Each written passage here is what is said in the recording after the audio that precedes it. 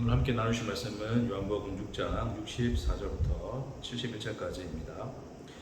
그러나 너희 중에 믿지 아니하는 자들이 있느니라. 또 가라사대 이러함으로 전이 너희에게 말하기를 내 아버지께서 오게 하여 주지 아니하시면 누구든지 내게 올 수 없다 하였노라.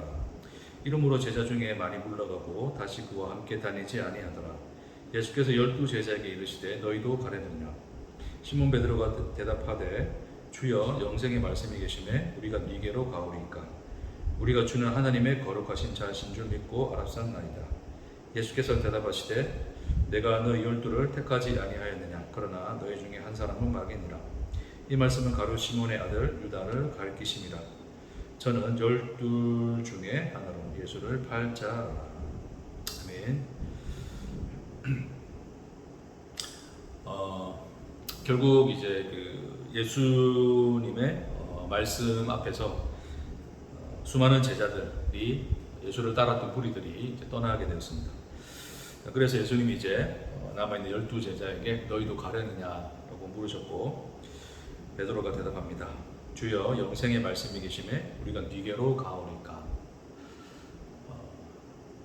그들의 그 고백 속에서 예수님이 그렇지 내가 너희를 택하지 아니하였느냐, 내가 너희를 택하였다 라는 말씀으로 응답을 하십니다.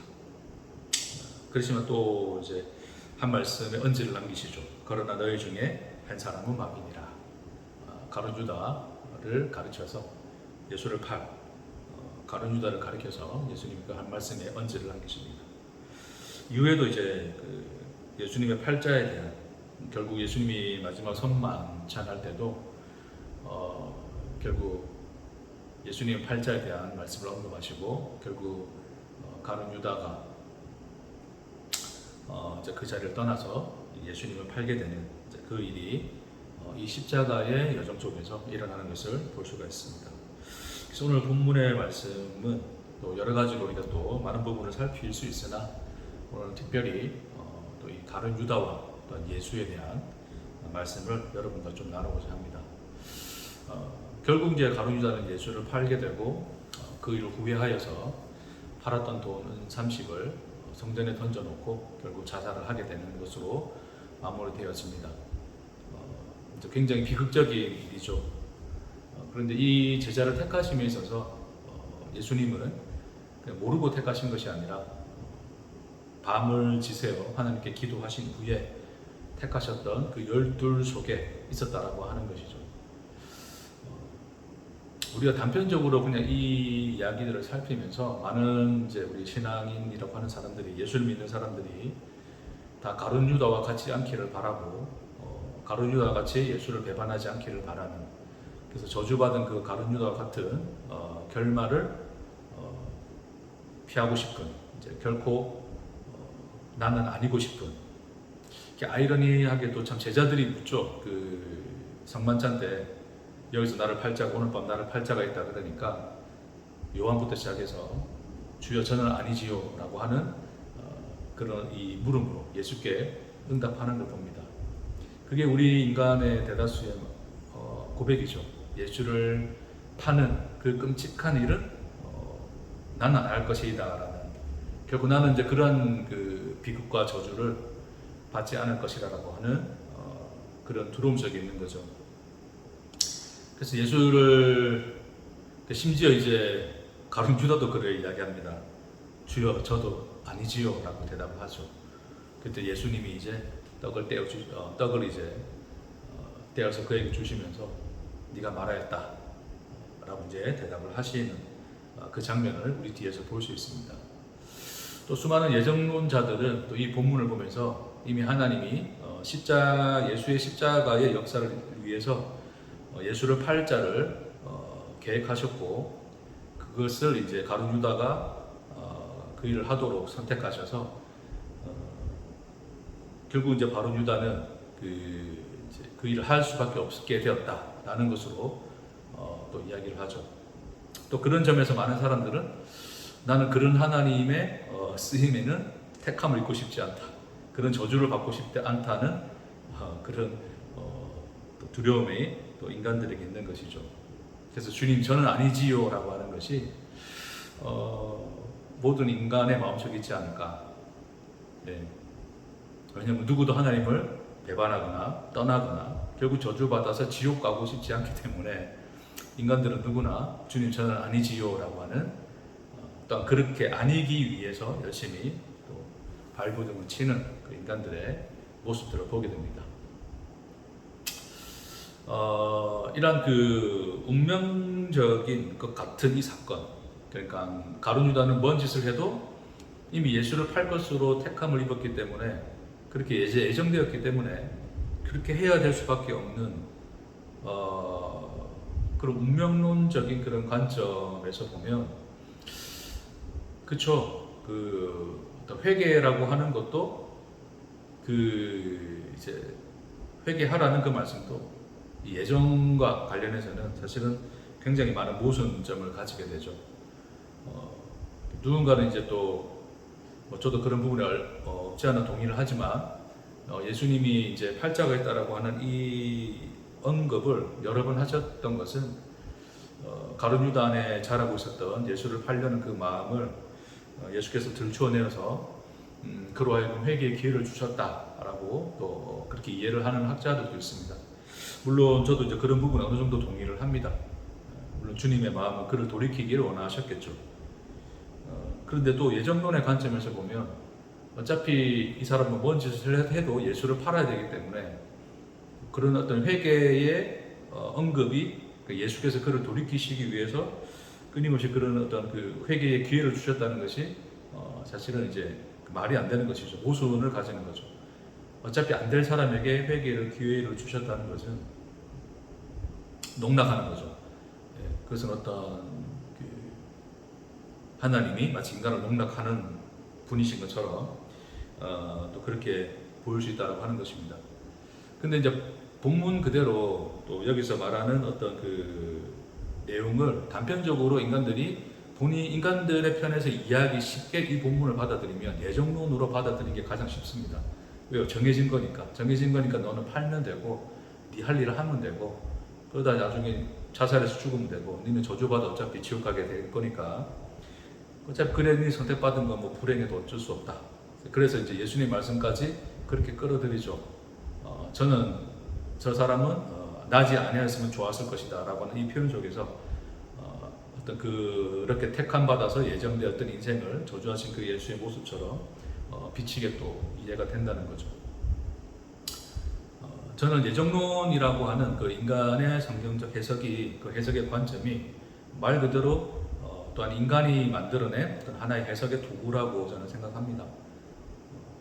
어떤 예정론에서 말하고자 하는 어떤 그 하나님이 예정도 하시고 뭐 정하시고 계획하시고 섭리하시고 하는 것에 대해서 부정하지는 않지만 예정론이라고 하는 어떤 인간의 어떤 교리적 해석의 그런 관점을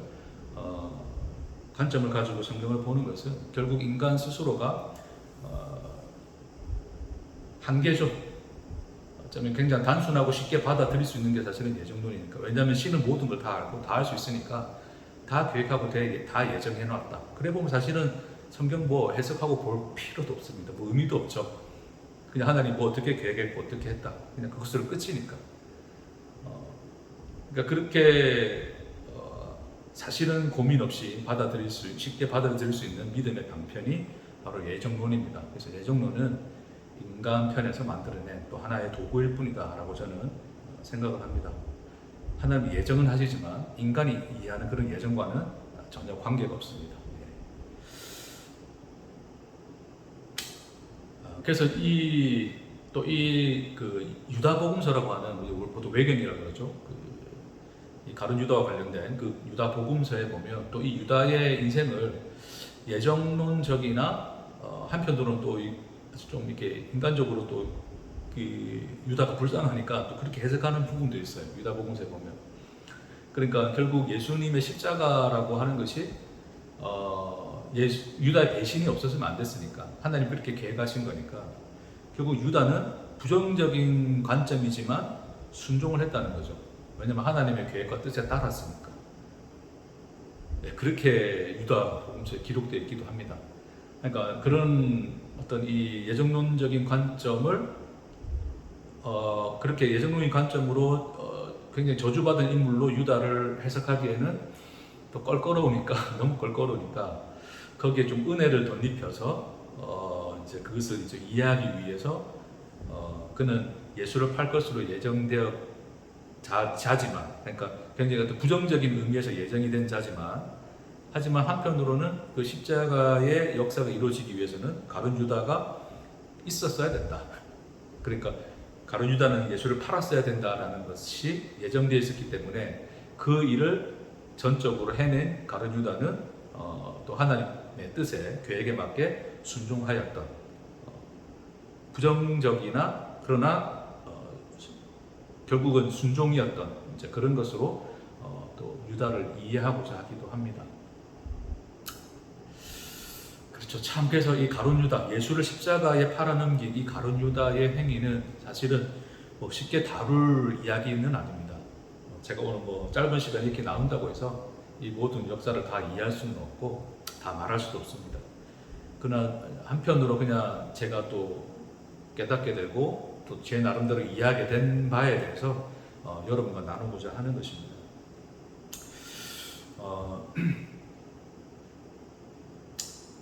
일단 1차적으로는 좀 그렇게 좀 생각해 볼 필요가 있습니다. 그러니까 가룟 유다는 결론적으로 예수를 팔았죠. 성경이라고, 이 신약 성경이 그 예수를 팔기 전에 그러니까 예수님이 십자가에 죽기 전에 기록된 게 아니라 예수님이 십자가 이후, 부활 이후에 한참 지나고 난 이후에 그 예수의 십자가의 역사를 증언하기 위해서 제자들이 쓴 거죠. 그러니까 이후에 일이 일어나고 난 이후에 쓴 거예요. 이제 그러다 보니까 표현이 굉장히 운명론적으로 되어 있습니다. 예수를 팔자라 이렇게 되어 있죠. 그러니까 이미 가룟 유다는 예수님 십자가 달리시기 이전에 그놈은 팔자였다라고 이제 이야기를 하죠. 왜냐면 그들은 결론을 알고 있으니까. 그러니까 결론이 나고 난 뒤에 이제 보게 되면 마치 그 모든 과거의 사건이 미래에 이미 정해져 있는 것처럼 표현하기 일상이죠. 아마 성경에 이 신약을 썼던 제자들의 표현도 아마 그런 표현들이 녹아 있을 거라 저는 생각을 합니다. 물론 그 표현들이 잘못됐다는 것이 아니라 그렇게 표현되어졌다는 것을 우리가 이해할 필요가 있어요. 그러니까 단순히 운명론적으로 이제 이 표현을 이제 이 제자들이 요한이나 어떤 마태나 이 제자들이 이 가룟 유다의 사건을 운명론적으로 쓴 것이 아니라 그렇게 표현됐다는 것뿐입니다. 그러니까 그 요한이나 마태는 이 가룟 유다가 예수를 팔 것으로서 운명지어졌다라고 말하고자 함이 아니었죠. 그냥 어떤 과거에 일어난 사건을 미래에서 보고 있기 때문에, 이미 이제 일어나고 난 이후에 보고 있기 때문에 그렇게 운명적인 것처럼 표현된 것뿐이지 가룟 유다가 예수를 파는 사건은 운명이었다라고 말하고자 하는 것은 아니라는 것입니다. 그래서 우리가 오해해서 곡해해서 예정론적인 자꾸 그런 어떤 시각으로서 인간들이 이해하다 보니까, 그걸 단순하게 쉽게 이야기하다 보니까 마치 이것이 운명적으로 가룟 유다는 예수를 팔아야 될 것처럼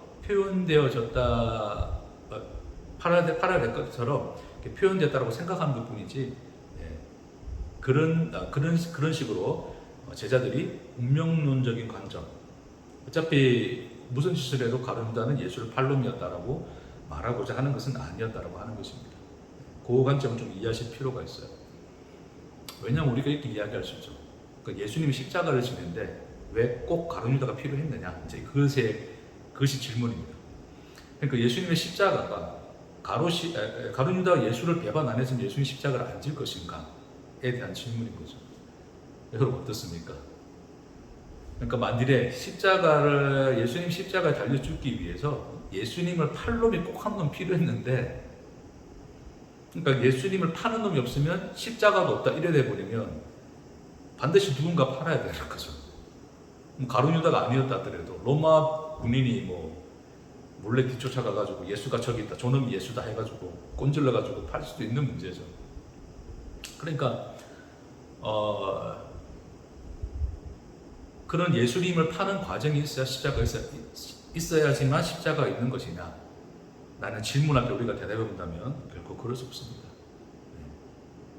그러니까 필연적 십자가를 위한 필연적 사건으로서 가룟 유다가 예수를 배신하는 일이 전제되어 있지 않다는 거죠. 그것이 없이도 예수는 십자가를 달려 죽으셨습니다. 하나님이 그리 계획하셨기 때문에 그렇죠. 예수님 표현한 게 뭐냐면 나는 나의 갈 길대로 가거니와 그래 말씀해요. 그러니까 이미 내게는 정해진 십자가의 길이 있다. 나는 죽을 거야. 가룟 유다의 배신이 없어도 나는 죽을 거야. 근데 저 사람은 태어나지 않았으면 더 좋았을 것이다 라고 예수님 그때 이야기를 하죠. 그것은 내가 가는 길에 꼭 저놈이 필요하다는 것이다. 저놈. 나를 팔 놈이 필요하다는 것이 아니라 결국 그 일 속에 나는 내 길대로 간다. 그 길은 정해져 있다. 그 길은 필연적이면 하나님이 예정하신 일이다. 그 하나님이 제가 전에도 말씀드렸지만 하나님이 예정하시는 일은 결국 자기 운명에 대한 예정이죠. 하나님의 운명에 대한 예정입니다. 그게 십자가로 드러난 건데 하나님이 우리를 위하여 십자가에 죽으시는 그 자신의 운명은 하나님이 이미 정하신 거다. 그는 누구도 변개할 수 없고 바꿀 수도 없다. 그리고 그 무엇도 필요로 하지 않는다. 누가 나를 대신해야 되고 베드로가 나를 부인해야 되고 그런 사건이 있어야지 십자가가 있는 것이 아니다. 십자가는 하나님 스스로가 자기에게 정한 자기 운명이시다. 그러니까 베드로의 배신 또한 그 십자가의 길이 필요하지 않는 거죠. 그러나 하필 그 길 속에 그 길 위에 가룟 유다가 예수를 배신하는 사건이 있었다는 겁니다. 예수님 그 대목을 보고 계신 것이죠. 가룟 유다가 예수를 팔 일에 대한 이미 가룟 유다 안에 예수를 팔고자 하는 그 마음이 있다는 것을 이미 예수님을 본 것이죠. 그래서 그런 관점에서 본다면 예수님은 오히려 그 속에 있는 마음을 들춰내심으로써 오히려 그 가룟 유다에게 회개의 기회를 주셨다라고 보는 편이 훨씬 좋을 것 같습니다. 또 이와 관련해서 바로의 목을 굳게 하셨다라는 표현도 이제 성경에서 쓰여져 있는데 그 말씀도 나누면 또 많이 길어지니까 궁극적으로 어쨌든 이 바로의 마음을 굳게 하신 것은 단순히 바로가 회개하고 싶고 잘못했다고 하고 싶은데 하나님 억지를 못하겠다는 것이 아니라 바로 안에 있는 이미 완악함 그대로 내버려 두셨다는 것이죠. 이미 하나님 그 마음에 있는 것을 아시니까. 그런 관점에서 본다면 이 가룟 유다에 대한 예수님의 이 언지도 태어나지 않았으면 좋았을 것이다. 나는 내 길대로 간다. 예정대로 가는 거야. 근데 너는 예정된 건 아니잖아. 근데 너는 네 마음속에 나를 팔 마음이 있다. 그런 관점에서 너는 태어나지 않았으면 좋았을 거야. 너는 그 괴로움과 고통이 너에게 어색해오는 것을 볼 것이다. 라는 어떤 이 예수님의 언지로서 가룟 유다 속에 있는 가룟 유다의 실체를 드러내시고 오히려 가룟 유다로 하여금 회개하게 하려는 또 예수님의 붙드시는 또 그분의 말씀이셨다라고 볼 수 있다고 하는 것입니다.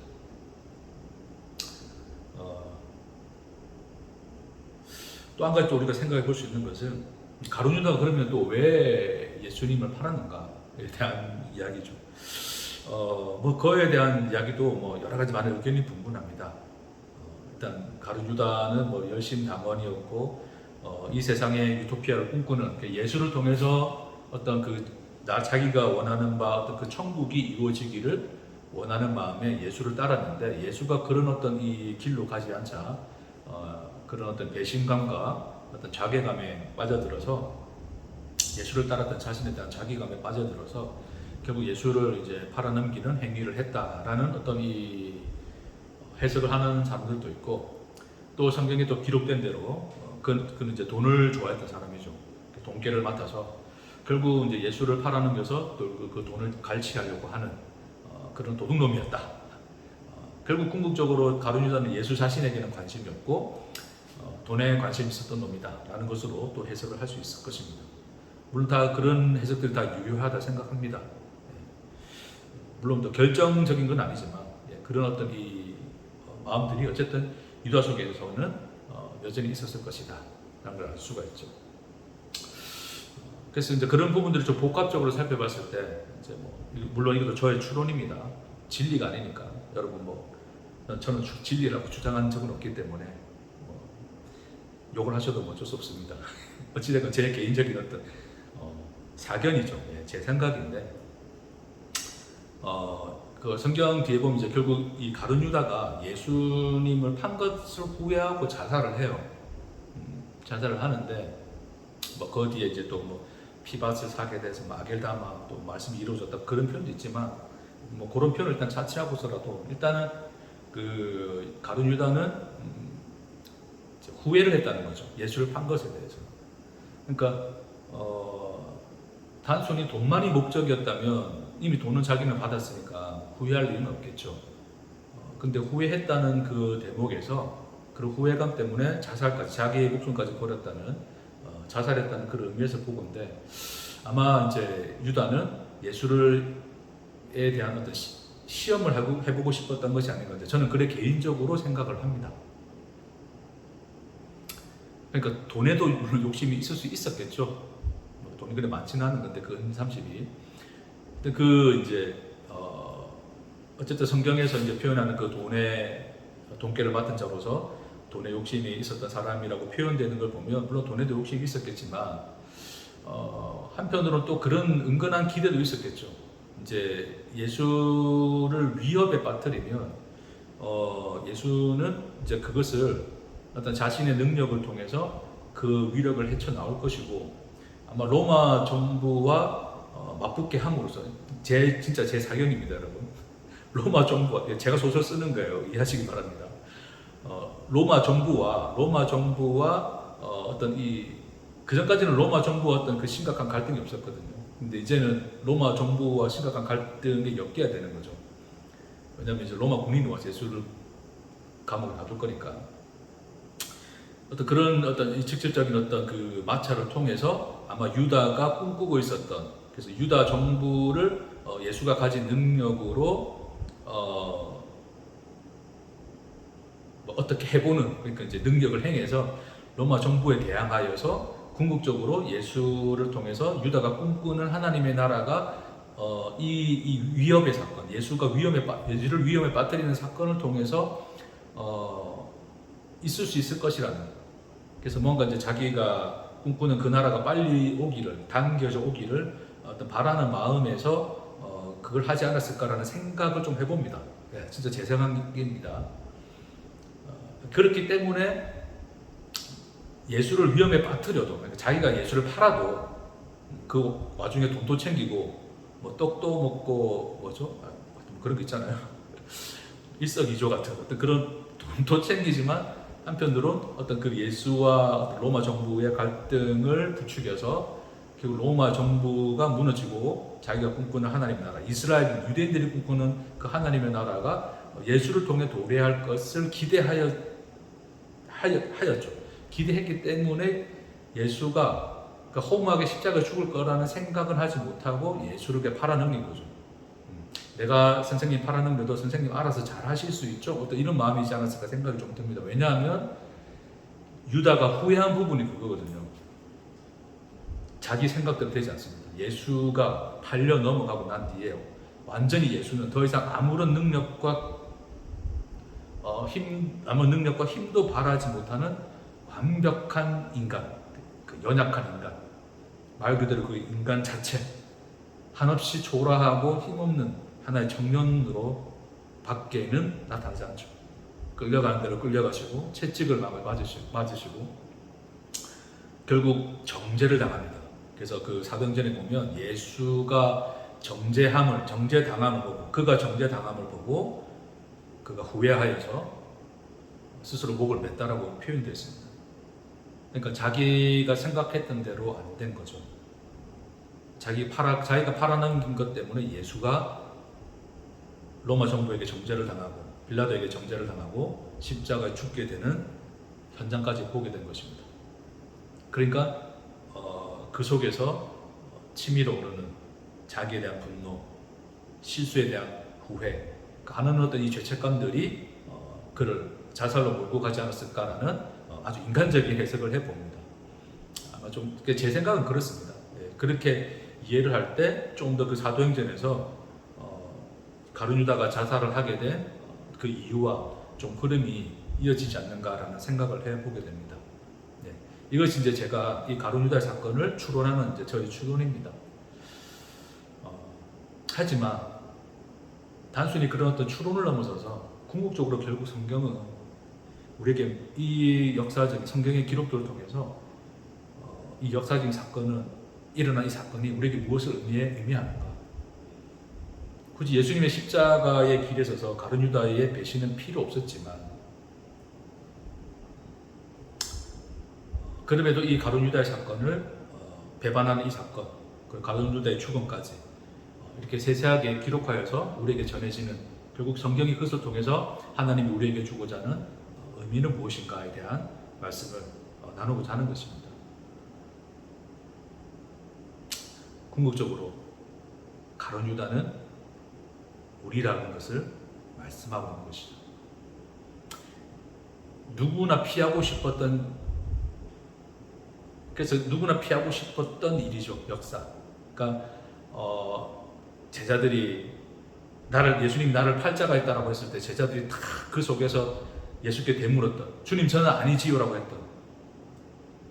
그래서 그런 예수를 파는 행위, 배신하여서 예수를 죽이는 행위는 나는 안 할 것이라는, 나는 아닐 것이라는 것에 대해서 가룟 유다를 저주받은 인물로서 우리는 배제하고, 나는 구원받기로 선택받았고 저놈은 저 길로 가기로 선택받았으니까 나와 관계없는 놈으로 우리는 그렇게 매듭을 짓고 싶지만, 그러나 성경은 끊임없이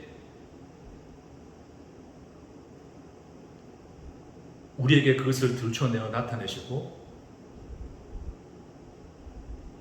예수님이 마치 그 가룟 유다에게 언지한 것처럼 우리에게도 오늘날도 언지하시죠. 나를 팔 놈이 있느니라. 여러분 날마다 현장 속에서 듣지 않습니까? 주님 저는 아니죠. 우리는 그래 살고 싶은데 성경은, 예수는 끊임없이 우리에게 말씀하십니다. 언지를 주십니다. 나를 팔자가 있느니라. 예수의 십자가를 보았다면 우리가 예수를 팔았음을 고백해야 됩니다. 그러니까 가룟 유다는 나와 다른 노미야가 아니라 결국 가룟 유다가 바로 나였음을 이야기하는 거죠. 그러니까 가룟 유다가 왜 배신했는가 우리가 다시 한번 좀 살펴보자면, 결국 성경에서 증언하는 것은 돈 때문에 이야기를 해요. 어떤 돈의 영적인 의미는 뭡니까 여러분? 존재성이죠. 그러니까 인간이 돈을 진 사람, 그러니까 우리 인간들이 말할 때 돈 많은 사람을 능력 있는 사람이라고 하는 이유는, 저 사람은 무엇이든 할 수 있는 사람이에요. 왜? 돈 가지고 있으니까. 그러니까 무엇이든 한다는 것은 뭐냐면 자기를 완성시킬 수 있다는 뜻이죠. 내 존재를 완성하고 내 존재를 확장하고 내 존재를 증명할 수 있는 세상에서 유일하고 가장 막강한 힘이 바로 돈이죠. 그게 상징성이죠. 그러니까 돈을 가졌다는 것은 결국 자기 존재를 완성할 수 있는 능력을 가졌다는 거죠.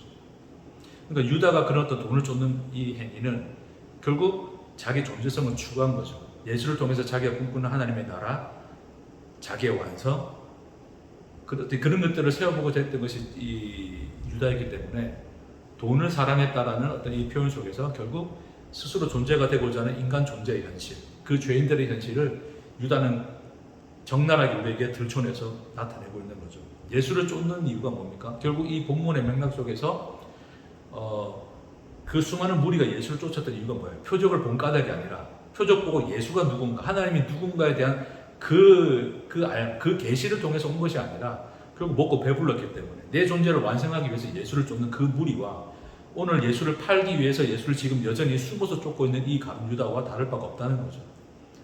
똑같이 우리는 예수를 믿는다고 하지만 예수를 믿는 무리에 섞여 있지만 여전히 똑같은 가룟 유다와 같은 모습으로 우리는 예수에 대한 기대를 하죠. 하나님에 대한 소망을 가지죠. 주님, 나는 이 모습을 꿈꾸고 있는데 이렇게 되게 해주십시오. 그게 우리 인간들이 예수를 쫓고 있는, 붙들고 있는 예수의 하나님에 대한 소망을 가지고 있는 내용이라면 전혀 이 가룟 유다와 다를 바가 없다라고 하는 것입니다. 예수를 통해서 자기 존재를 완성하고자 하는 그 대표적 인물로서 지금 이 가룟 유다는 예수에게 나와 있는 것이죠.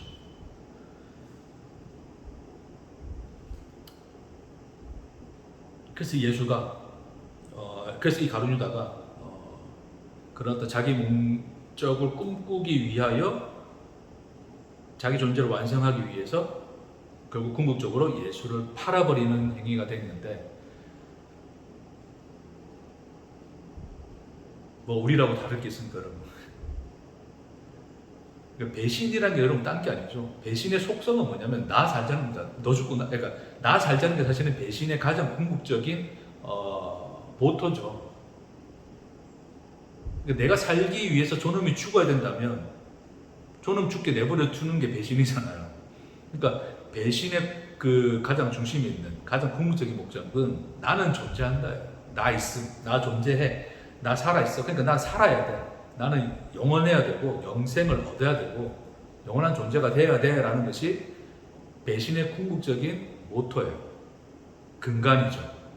그 안에서 모든 행위가 일어나는데 그 행위 중에 가장 극단적으로 나타나는 행위가 배신입니다. 뭐 다 같이 다 같이 다 잘 살면 좋죠. 다 살면 좋은데 근데 누군가 한 놈은 죽어야 돼. 그래 내가 살아. 그러면 어떻게 될까 여러분? 네. 그 놈이 죽고 나는 살아야죠. 그게 배신의 행위예요. 그게 배신의 궁극적인 형태죠. 우리도 마찬가지죠. 천국 가려고 예수를 믿죠. 아, 그래. 아니 천국 가기 위해서 예수 믿는 게 왜 우리가 예수를 배반하는 행위입니까? 라고 생각할 수 있는데 아직 어려서 그렇죠. 구원받는다, 천국 간다, 예수 믿는다 이 의미가 뭔지 아직 잘 모르기 때문에 우리는 그렇게 반박할 수 있을 것 같습니다. 여러분 잘 생각해 보십시오. 자, 예수 믿으면 천국 갑니다. 그냥 단순하게 생각해 봅시다. 예수 믿으면 천국 갑니다. 예. 근데 예수가 십자가에 달리지도 않았어요. 근데 예수 믿으면 천국 갑니까? 죄가 속해집니까? 그렇지 않죠. 그러니까 예수를 믿는다는 행위 속에 그러니까 예수를 믿고 그 믿음으로 구원을 받는다는 이 하나님의 복음 속에 예수의 십자가 죽음, 우리를 위해 우리를 대신하여 죽는 그 죽음이 없이는 예수의 십자가 죽음이 없이는 이 말 자체가 성립이 안 되는 거죠. 그러니까 복음이란 것이 성립되기 위해서는 궁극적으로 예수는 죽어야 되는 거죠.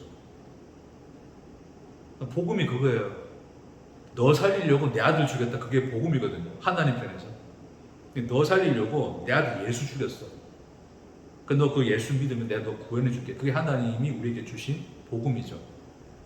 부정한 십자가에서 여러분 지금 다 다룰 수 없지만 여러분 부정한 십자가 다시 한번 기억이 안 나시면 찾아서 보시고 하나님은 그 길을 택할 수밖에 없는 거예요. 인간들이 왜 다 자기 존재성에 빠져서 타락한 죄인들이기 때문에 인간들에게는 어떤 진리도 들어갈 틈이 없습니다. 진리 아는 것으로 진리를 담아내어 주신 게 복음이죠. 그러니까 말도 안 되는 이 이야기인데, 그러니까 하나님이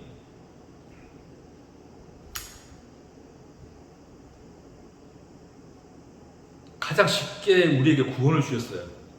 예수 믿으면 구원해 줄게. 천국 간다. 우리 노방교에서 말하는 것처럼 예수 천국 딱 네 글자잖아요. 네 글자.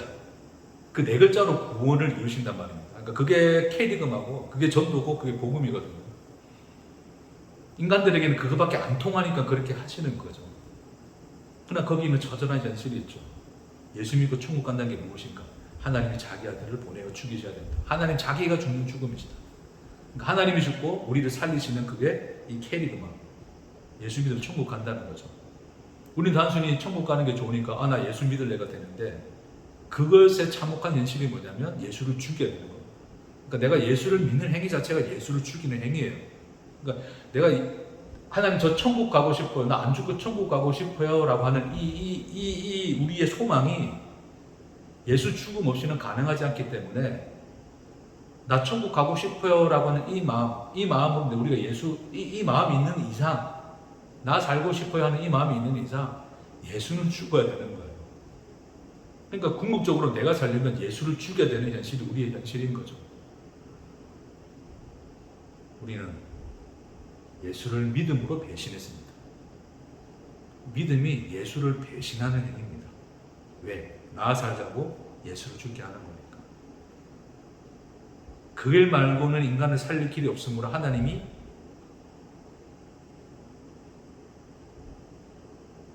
이런 얼토당토 안 한 이야기 속에 진리를 담아 보내시는 거예요. 생명을 담아 보내시는 거예요.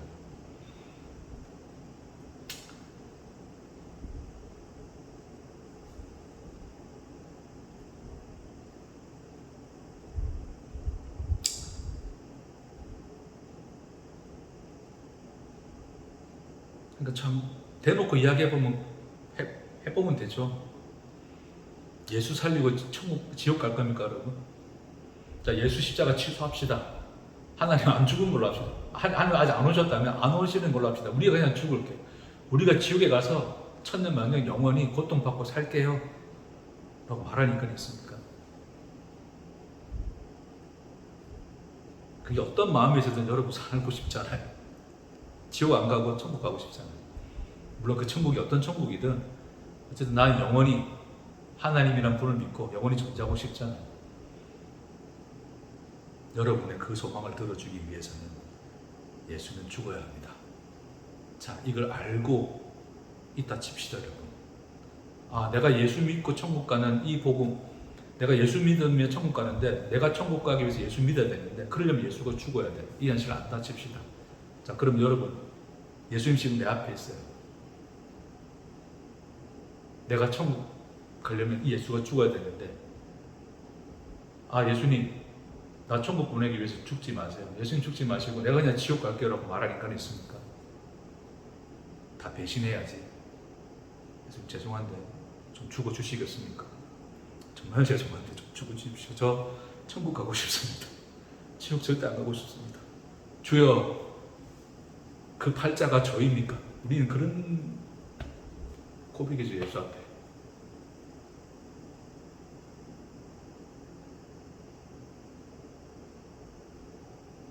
배신 없이는 천국 못 갑니다, 여러분. 이해하셔야 됩니다. 여러분이 천국 가겠다고 예수를 믿는 그 믿음의 행위가 나 살고 예수 죽이는 배신의 행위입니다. 근데 하나님이 그 배신을 통해서 구원을 이루십니다. 우리에게 생명을 주십니다. 그분이 하나님이십니다. 그 하나님을 알라고 유독 가룟 유다를 끊임없이 성경에서는 말씀합니다.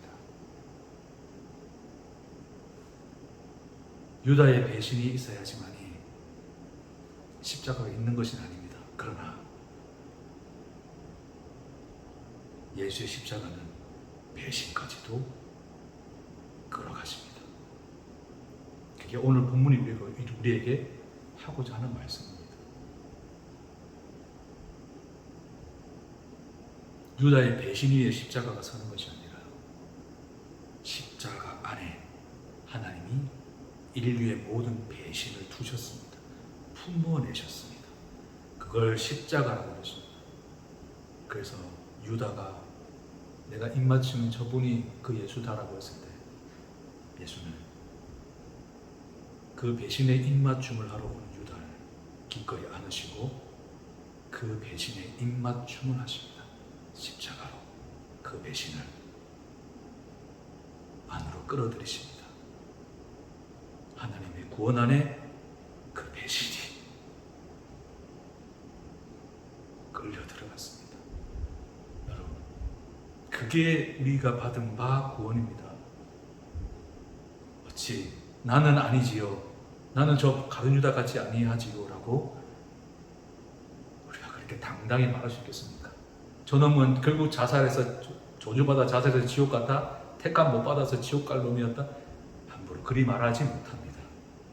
우리가 배신자들입니다. 놀랍게도 그 배신을 통해서 구원받았다는 이 놀라운 사실을 가룟 유다가 우리에게 보여주었습니다. 혹시 물론 가룟 유다가 천국에 있을지는 나도 모르겠습니다. 그러나 혹시 있다면 고맙다 하십시오. 고생했다 하십시오. 농담입니다. 어찌됐건 하나님의 구원의 역사, 은혜와 사랑이 무엇인가가 그 배신의 끝자락, 그 창끝을 받아들이고 그 입술에 입맞추시고 베드로의 부인까지, 베드로의 저주까지 담아내신 것이 십자가입니다. 그것들이 있어야 십자가가 있는 것이 아니라 십자가가 그 모든 것까지도 끌어안았더라. 그것이 성경의 증언입니다. 여러분, 우리 오늘도 여전히 배신하고 있는 우리의 인생을 봅니다. 그러나 하나님은 그것조차 자기의 사랑 안에 끌어안으셨습니다. 그 놀라운 사랑과 은혜와 그 놀라운 하나님의 나라의 현실이 오늘 우리가 살아가는 하루임을 기억하시고 우리가 호흡하는 이 호흡이 오늘도 우리를 사랑하시는 주님의 은혜요, 그분의 안에 생명이요 생기임을 날마다 느끼시며 살아가시는 저와 여러분 되기를 주의 이름으로 축복합니다. 기도하겠습니다. 주님, 우리가 예수를 믿는다는 믿음이 당신을 팔아넘길 수밖에 없는 우리의 배신이었음을 고백합니다. 주여, 그 배신이 배신으로 끝나지 않고 당신의 십자가로 결론 내셨습니다. 주님, 놀라운 이 복음 안에 있음을 우리가 봅니다. 주여, 우리가 오늘 또한 어떠한 사랑과 은혜 속에 있는가를 이 하루라는 귀하고 놀라운 시간 속에 어떤 살아가는 삶 속에서 주여 깨닫고 보며 느끼며 누리며 만끽하며 또한 찬송하며 살게 하여 주옵소서. 감사드리며 예수님 이름으로 기도합니다.